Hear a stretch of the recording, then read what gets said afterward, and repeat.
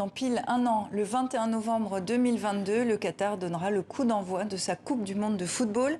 Un mondial entouré de polémiques. Bonsoir Slimane. Bonsoir. Les 8 stades sont livrés, ils le sont même avec un an d'avance. Vous avez eu l'opportunité de les visiter récemment. Est-ce que ça donne une idée de ce à quoi va ressembler ce mondial ?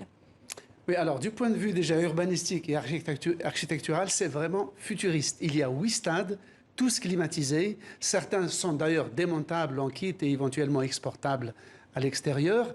Et donc la ville s'est développée grâce aux 200 milliards de dollars que le gouvernement a mis sur la table pour les infrastructures. Il y a un métro futuriste qui travaille la mégapole de Doha de bout en bout, dessert beaucoup de stades.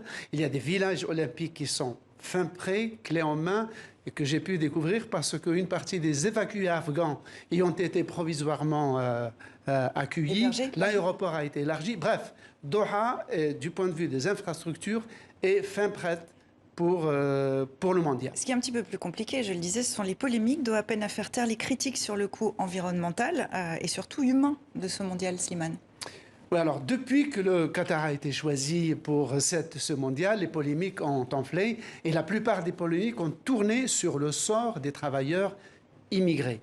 Donc, sur les 2 millions d'immigrés qu'il y a au Qatar pour une population de 2,5 millions d'habitants, à peu près 2%, quelques 30 000 ouvriers ont participé au chantier, notamment pour les 8 stades.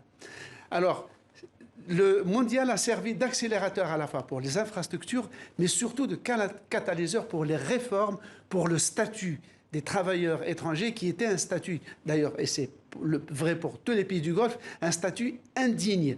Donc le gouvernement qatarien a supprimé la tutelle qu'exerçait l'employeur sur son employé. Donc aujourd'hui, un employé étranger peut changer de travail, rentrer chez lui ou revenir quand il veut. Un salaire minimum a été établi. Et donc, de ce côté-là, le gouvernement travaille avec l'Organisation internationale du travail sur place. Merci beaucoup, Slimane, de retour du Qatar, donc.